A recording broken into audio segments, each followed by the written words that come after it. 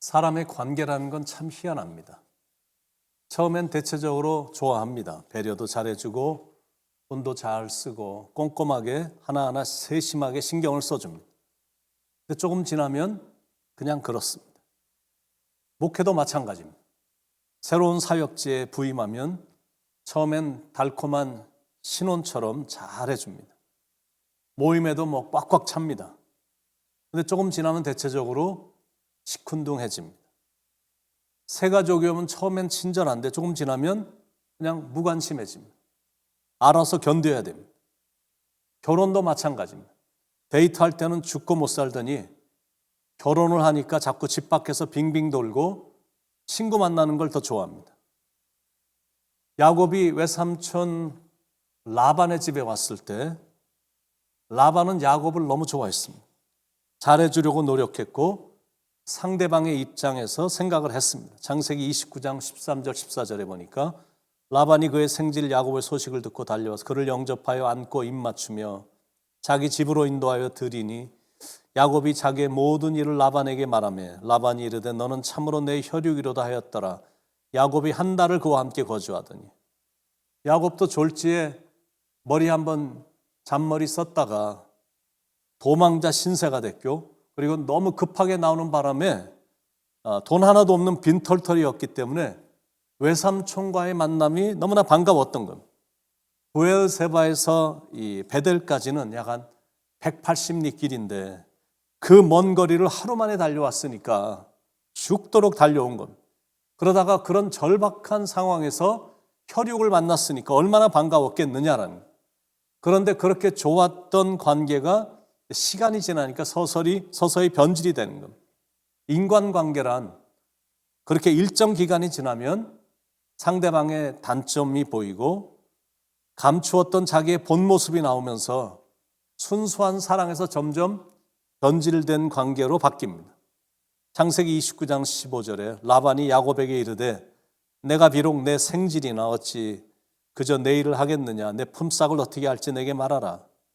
어떻게 보면 친절을 베풀어 주는 것 같지만 거기에는 교묘한 함정이 있는 겁니다. 관계 안으로 품삯이 들어옵니다. 이제는 사랑의 관계가 아니라 경제적인 관계로 바뀐 겁니다. 이런 관계는 자기에게 유익이 돼야만, 이득이 되어야만 유지가 되는 겁니다. 어쨌든 야곱은 품삯으로 이 라반의 차녀 라헬을 요구했고 그 대가로 7년을 섬길 것을 약속을 했습니다. 레아는 시력이 약하고 라헬은 곱고 아리따우니 야곱이 라헬을 더 사랑함으로 대답하되 내가 외삼촌의 작은 딸 라헬을 위하여 외삼촌에게 7년을 섬기리이다. 창세기 29장 17절 18절의 말씀입니다. 그런데 7년이 지나고 나니까 라반의 마음에 손해보는 듯한 느낌이 든 겁니다. 일 잘하는 야곱을 이용해서 더 많은 이윤을 남기고 싶었던 겁니다. 그래서 야곱을 속였습니다. 근데 실은 야곱도 자기 실속을 차린 겁니다. 결국 레아로부터 6 아들을 얻었고 라헬에게는 요셉과 베냐민이라는 2 아들을 얻었습니다. 게다가 라헬의 여종 비라를 통해서는 단과 납달리를 그리고 레아의 여종 실바를 통해서는 갓과 아셀을 얻었습니다. 이렇게 실속을 다 차린 야곱은 91세에 라반에게 고향으로 보내달라고 요청을 합니다. 25절 26절 라헬이 요셉을 낳았을 때 야곱이 라반에게 이르되 나를 보내어 내 고향 나의 땅으로 가게 하시되 내가 외삼촌에게서 일하고 얻은 처자를 내게 주시어 나로 가게 하소서. 내가 외삼촌에게 한 일은 외삼촌이 아시나이다. 그러니까 완전히 관계가 경제적인 관계고 고용 관계입니다. 이제는 계약 기간도 만료가 됐고 자기 힘으로 이제는 설 수 있게 됐으니 독립을 시켜달라라는 거예요. 그런데 이미 둘은 그런 관계가 되었기 때문에 라반도 뒤로 물러나지 않는 것. 또다시 품삯을 제안합니다. 27절 28절 라반이 그에게 이르되 여호와께서 너로 말미암아 내게 복 주신 것을 내가 깨달았노니 내가 나를 사랑스럽게 여기거든 그대로 있으라. 또 이르되 내 품삯을 정하라. 내가 그것을 주리라. 그동안은 돈을 하나도 안 받고 봉사로 했지만 이제는 정당하게 품삯을 계산해 주겠다라는 것. 그것도 야곱이 정하는 그대로 주겠다라는 것. 그러자 야곱도 나름대로 머리를 굴려보는 겁니다. 29절 30절. 야곱이 그에게 이르되 내가 어떻게 외삼촌을 섬겼는지 어떻게 외삼촌의 가축을 쳤는지 외삼촌이 아시나이다. 내가 오기 전에는 외삼촌의 소유가 적더니 번성하여 때를 이루었으니 내 발이 이르는 곳마다 여호와께서 외삼촌에게 복을 주셨나이다. 그러나 나는 언제나 내 집을 세우리이까. 그동안 저 때문에 외삼촌 잘 됐잖아요. 그동안 내가 얼마나 열심히 일했는지 다 아시잖아요. 야곱이 악착같고 교활한 면은 있긴 있었지만 일하는 것만큼은 성실하게 부지런하게 했던 것 같습니다. 라반이 한사코 야곱을 붙들려고 한 이유도 야곱이 성실하고 부지런하고 일을 잘했기 때문입니다. 그러나 이제는 자기도 창업을 해야 될 때가 왔다라는 것. 완전히 서로 자기 이윤만 따지고 있는 것. 처음 만났을 때는 얼싸안고 입 맞추며 순수하게 사랑했던 관계였는데 그런 관계는 이미 끝났고 이제는 상대방이 돈으로만 보이는 것. 그때 잔머리에 뛰어난 야곱이 한 가지 제안을 하죠. 32절에 오늘 내가 외삼촌의 양떼에 두루 다니며 그 양 중에 아롱진 것과 점 있는 것과 검은 것을 가려내며 또 염소 중에 점 있는 것과 아롱진 것을 가려내리니 이 같은 것이 내 품삯이 되리이다. 이 거래로 인해서 야곱은 한순간에 거부가 된 겁니다. 양떼뿐 아니라 남종과 여종 그리고 낙타와 나귀도 많아졌습니다. 43절에 이에 그 사람이 매우 번창하여 양떼와 노비와 낙타와 나귀가 많았더라. 그런데 좀 마음은 씁쓸합니다. 왜냐하면 이런 관계는 오래가지 못하기 때문에 상대를 사랑의 가치로 보지 않고 이윤으로만 보기 때문에 당연히 관계가 좋아질 리가 없는 겁니다. 그러니까 가정 안에서도 심각한 문제가 생겼습니다. 여자들은 서로에게 시기 질투로 얼룩져 있고 남자는 그 모습을 볼 때마다 막 분노가 치밀어 오르는 겁니다. 야곱의 가족이 그랬습니다. 1절, 2절에 보시면 라헬이 자기가 야곱에게서 아들을 낳지 못함을 보고 그의 언니를 시기하여 야곱에게 이르되 내게 자식을 낳게 하라. 그렇지 아니하면 내가 죽겠노라. 야곱이 라헬에게 성을 내어 이르되 그대를 임신하지 못하게 하시는 하나님이시니 내가 하나님을 대신하겠느냐. 7년을 수일같이 여길 만큼 사랑했던 라헬이었는데 너무 시기 질투로 가득 차 있으니까 노를 바란 겁니다. 여러분 이런 것들이 부부의 파경 원인이 될 수 있다는 겁니다. 아무리 사랑을 해도 상대방이 시기 질투로만 가득 차 있고 다른 사람하고 쓸데없는 경쟁이나 하고 있고 할 수도 없는 일인데 자꾸 어거지로 요구하고 나오면 문제가 심각해질 수 있다는 겁니다. 8절에 라헬이 이르되 내가 언니와 크게 경쟁하여 이겼다 하고 그의 이름을 납달리라 하였더라. 완전히 언니가 경쟁 대상인 겁니다.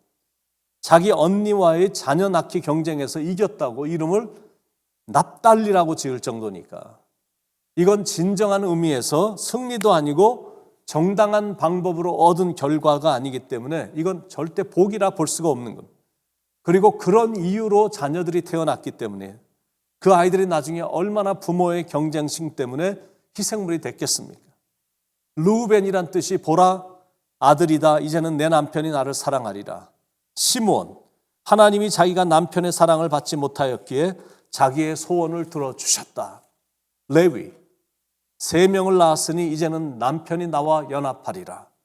유다 이제는 여호와를 찬송하리리다. 여러분 이런 거는 믿음의 표현이라 할 수가 없는 겁니다. 아들을 4명이나 낳았으니 이제는 내가 이겼다. 야호 하나님을 찬양하자. 뭐 그런 수준입니다. 그걸 어떻게 할 수 있냐면 4명의 아들로 만족하지 않고 나중에 라헬의 시녀가 아이를 낳자 레아도 자기의 시녀를 야곱에게 주어서 아이를 낳게 하는 어리석은 행동을 보였거든요. 라헬의 시녀가 아이를 낳았습니다. 아무리 백방으로 노력을 하고 야곱의 사랑을 거의 독차지해도 안 되니까 자기의 시녀 비라를 주어서 자기 아들로 삼으려고 한 겁니다. 그래서 낳은 아들이 단입니다. 단. 하나님이 내 억울함을 푸시려고 내 소리를 들으사 내게 아들을 주셨다. 그런 뜻입니다. 자기의 잔꾀로 일을 저지르고 나서는 하나님께서 복을 주셨다라고 말하는 것. 불의한 방법으로 돈을 벌어놓고는 하나님이 주신 복이다라고 말하는 것과 똑같은 것. 그건 하나님이 억울함을 풀어주신 게 아니라 자기가 스스로 자기의 억울함을 푼 겁니다. 나로 아이를 낳게 하라고 고함을 지르자 야곱이 내가 하나님이냐 그러면서 화를 벌컥 내니까 자기의 여종을 남편에게 주어서 낳은 아들입니다.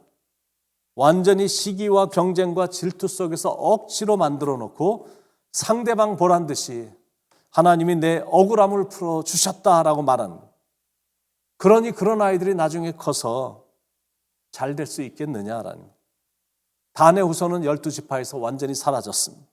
물론 그 이유 때문만은 아니지만 그래도 한 인생에 태어나 흔적도 없이 이 땅에서 완전히 사라졌으니까 이건 참 불행인 겁니다. 이번에는 라헬이 요셉을 낳았습니다. 23절, 24절 그가 임신하여 아들을 낳고 이르되 하나님이 내 부끄러움을 씻으셨다 하고 그 이름을 요셉이라 하니 여호와는 다시 다른 아들을 내게 더하시기를 원하노라 하였더라. 요셉이란 뜻이 이제 더하다 그런 뜻입니다. 그러니까 아직도 여전히 경쟁심이 남아 있는 겁니다. 참한 아들을 낳아놓고도 또 원하니까 이건 정말 끝이 없는 겁니다. 그러니까 이런 인생은 절대 마음이 편할 수가 없습니다. 무슨 교훈이냐면 인생을 그런 식으로 살면 안 된다라는 그런 교훈입니다. 물론 그때하고 지금하고는 사회의 분위기와 문화가 완전히 다르지만 어느 시대를 막론하고 사랑은 반드시 진실한 사랑의 관계로 가야 된다라는 그런 의미에서 오늘도 하나님께서 허락해 주신 배우자를 사랑하시고 한 배우자에게 만족하시고 하나님이 짝지어 주신 배우자를 행복하게 해주고 자녀들도 진실한 사랑으로 사랑하고 만나는 사람들도 순수하게 사랑해서 가정도 행복하고 일터도 행복하고 만나는 사람들도 행복하게 만들어주는 행복한 하루가 되시길 예수님의 이름으로 간절히 축원을 드립니다. 기도하시겠습니다. 하나님 참으로 순수하게 사랑을 하더라도 진실한 사랑을 줄 수 있도록 우리의 마음에 예수님의 그 사랑의 마음을 품게 하시고 그래서 가정에서도 일터에서도 만나는 사람들에게 진실한 사랑을 주는 그래서 상대방의 사랑을 느끼며 행복을 느끼기까지 만들어주는 그런 삶을 살아가도록 하나님 인도하여 주시옵소서. 오늘도 이런 삶의 교훈을 허락해 주셔서 그 교훈에 의지하여 하루를 살아갈 수 있는 이 땅을 살아갈 수 있는 지혜를 채워주시니 감사합니다. 오늘도 지혜롭게 살아가도록 성령님 인도하여 주시옵소서. 사랑이 많으신 예수님의 이름으로 간절히 기도드립니다. 아멘.